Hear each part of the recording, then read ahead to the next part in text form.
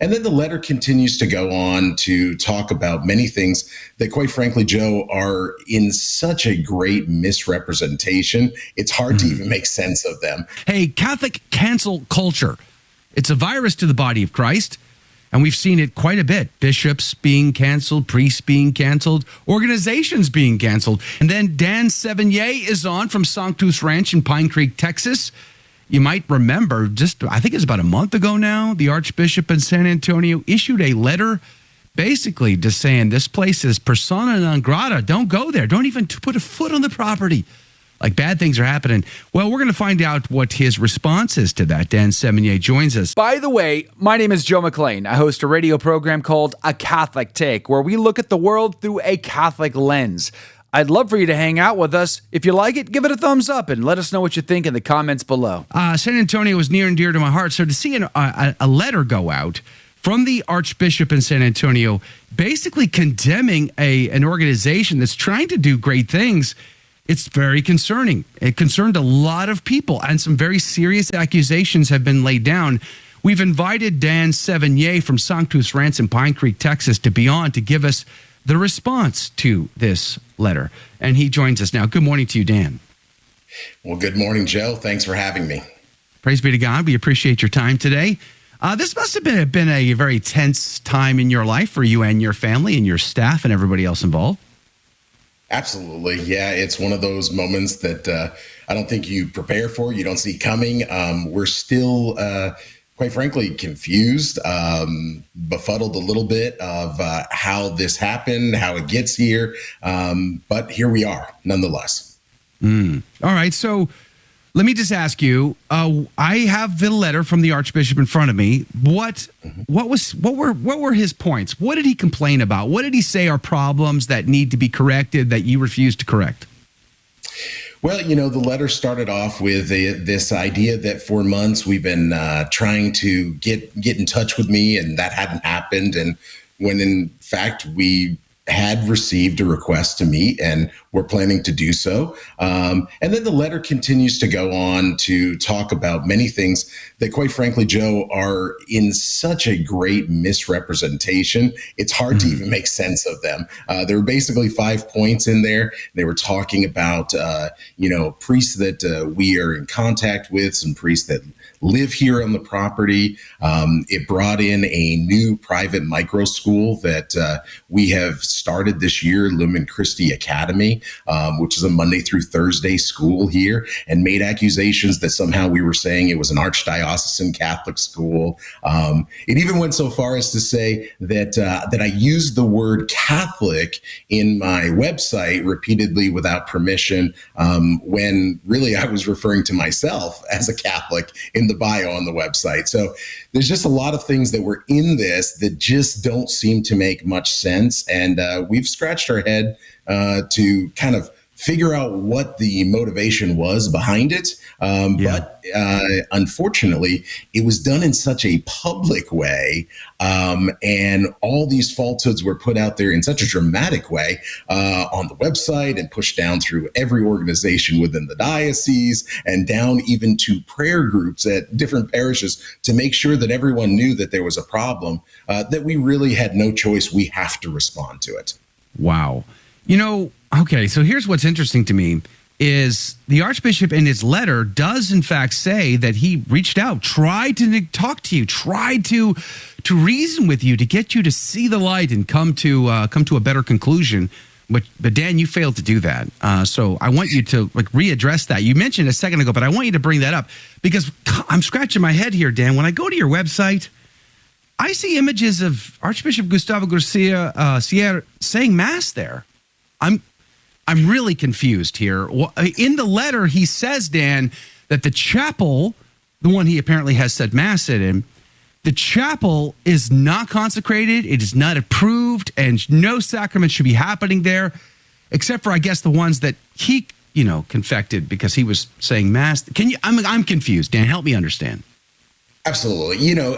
I was asked to meet with a representative of the Archdiocese, and through email correspondence, we had set up a meeting. Unfortunately, we got to that meeting date at the end of January, and we had just had a hill country freeze. And I own a retreat center, and we had broken pipes, and I was standing in 6 inches of water in the well house trying to repair pipes. And so I needed to reschedule that meeting. There was also kind of an expansion of questions that they had that were never brought to me before. So I asked to reschedule that. And the day after I asked to reschedule that meeting, I received a very curt note from the in-house counsel of the Archdiocese stating that all future correspondence should go through the attorney.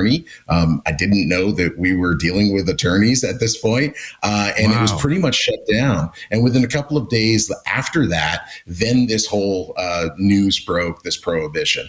And it is confusing, Joe, because we've had the Archbishop out for different retreats that have come to Sanctus Ranch, and we've been doing retreats here since 2017. We acquired the property, purchased the property back in 2016. I would say that somewhere in the neighborhood of 90%, 85 to 90% of all the retreats that we've hosted here at Sanctus Ranch have been Catholic retreats that have come in. We've catered towards that. I'm a devout Catholic myself. And so we have had many priests.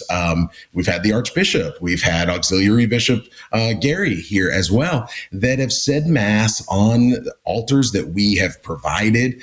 We've provided vestments, and we've provided everything that we can for those Catholics to be able to have a great retreat experience while they're here at Sanctus Ranch. And so it's just quite shocking to have that be brought out as if in some ways we have done something that is different when we've been doing this for years.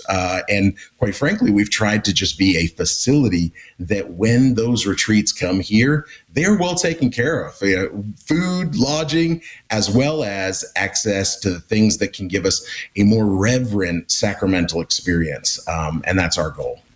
I get the sense after reading both the Archbishop's letter and your response, which we're going to link to both of these in the show notes today at thestationofthecross.com/ACT. I get the sense, though, that the real crux of this issue is he does not approve of these canceled priests that are living on your property. And he does not want your chapel to be leveraged like a sort of a get out of jail free card, like a parish hidden in the woods that's untouched by the local chancery office. And so he has basically shut you down in order to prevent that from happening. Am I fair in that assessment? Those are reasonable assessments based on the information that's been there. As of now, I've received what you've received. I received one additional letter that had almost the same points. There has been no dialogue on that. I do have a few priests that I have offered a place to stay here. One of the things that happens with unassigned or canceled priests is very often they don't even have a place. Right. So here at Sanctus Ranch, we have retreats all the time, but I've taken in families that have been in a challenging situation. I've taken in folks that have had a domestic abuse situation. Hey, come, and we have facilities. We just try to be good Christians in what we do. That has been the case with the priests as well. When you have a priest that's on site, he says his Mass, and that has been how we've just proceeded forward. And so I think there may be other issues that are here, possibly between the Archbishop and individual priests. It's just very, very concerning, Joe, that even in that letter, some of these attacks were not against Sanctus Ranch. They were not against me personally, although I was definitely brought into it. They were addressing individual priests, of which I was never ever given information about individual priests that were a concern to the Archdiocese. And then the challenge is it was just full of misrepresentations.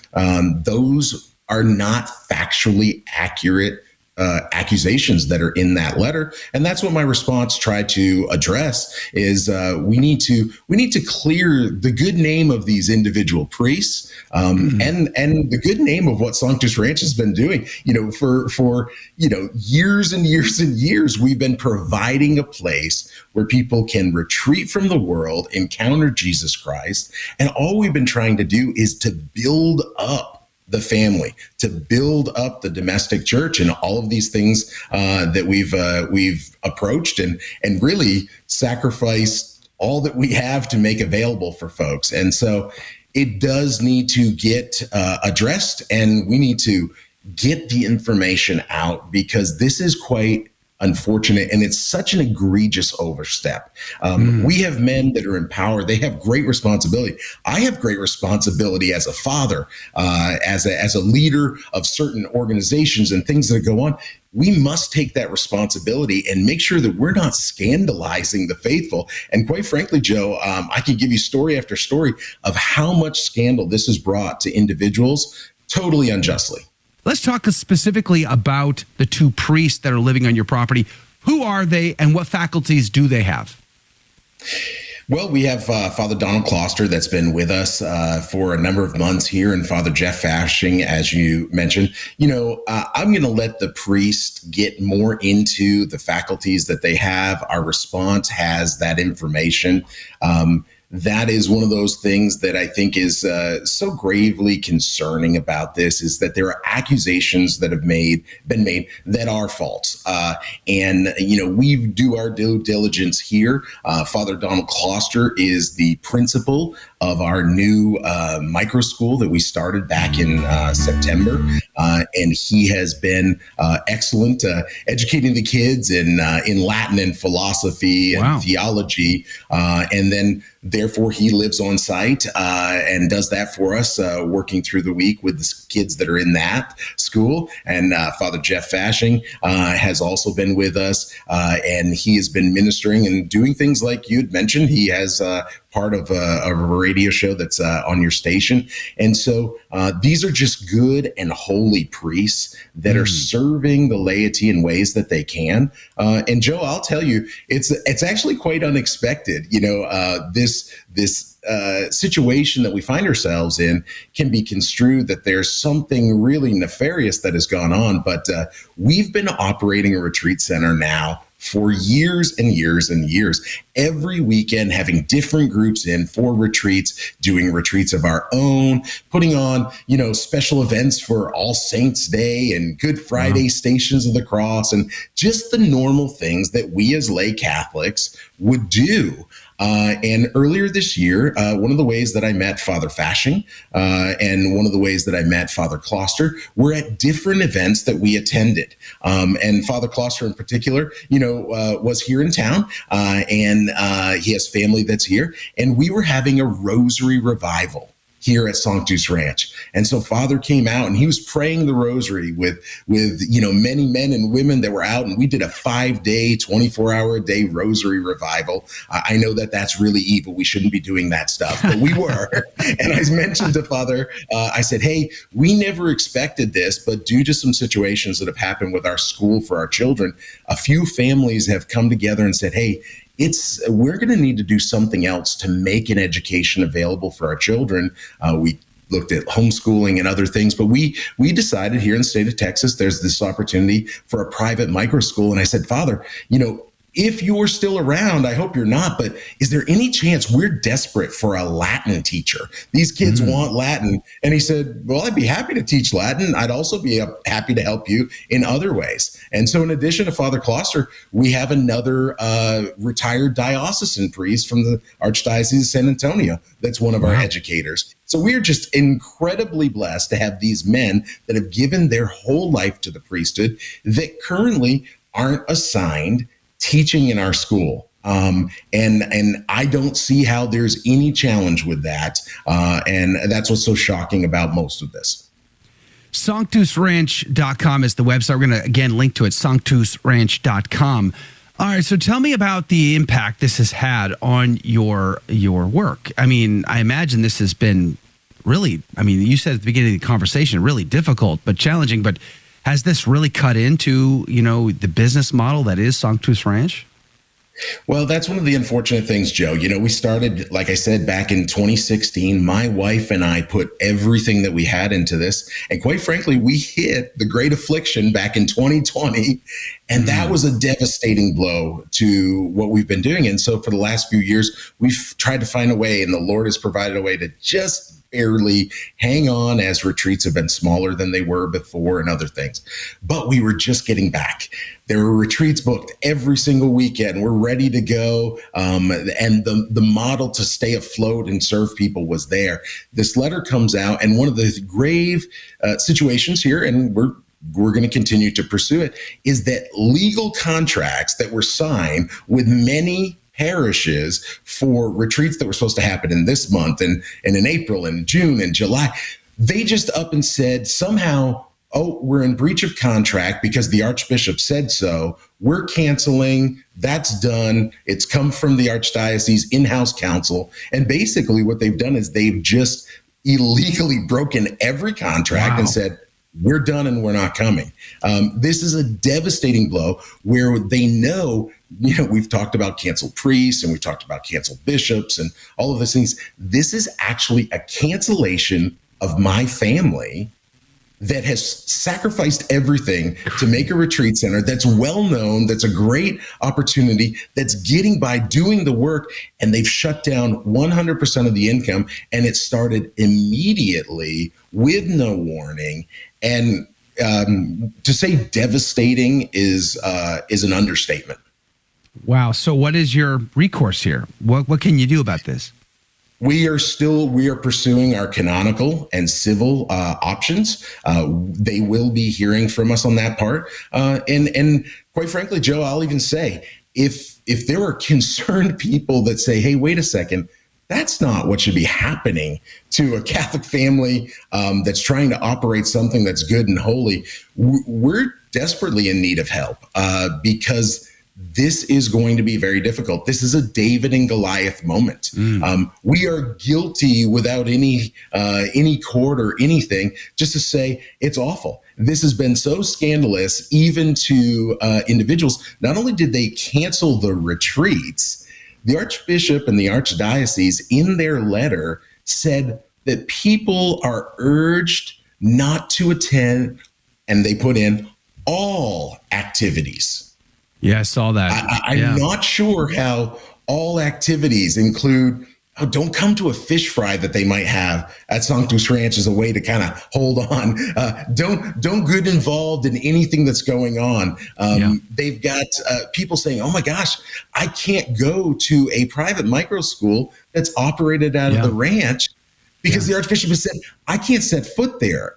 It's insane. And the laity have to start understanding, and sorry, I get fired up, that this is so egregious that we've got to stand up and say, I wonder if we're going to see a letter out of the Archdiocese of San Antonio about the egregious activities of Catholic Charities affiliates on the border who are getting government money to funnel illegal immigrants across that border, hand in glove with the cartels. I don't see any letters condemning cartels and the illegal, disgusting behavior that they have perpetuated on these innocent people trying to come across the border, let alone the uninnocent ones, the terrorists and everybody else coming across, the Chinese nationals, CCP officials coming across that southern border. Is there going to be any letter about that saying, hey, cease and desist your use of Catholic on your website because you're doing things that are ethically and morally challenged? No, I doubt it. I don't think we're going to see any kind of letters like that anytime soon. So, yeah, I get fired up too, Dan. And Joe, and I will tell you, I have never, ever seen a letter like this for any of the Protestant retreat centers or anything else that's out there. Nothing. This is a blatant Does attack. Planned Parenthood get a cease and desist? I'm just curious. Nope, probably not. Nor does the DVD porn shop or anything else within the jurisdiction of the Archdiocese of San Antonio. Just another day at the office. Anyway, Dan, God bless you. God love you. SanctusRanch.com is the website. SanctusRanch.com. We'll see you guys in the after show. God love you. God bless you.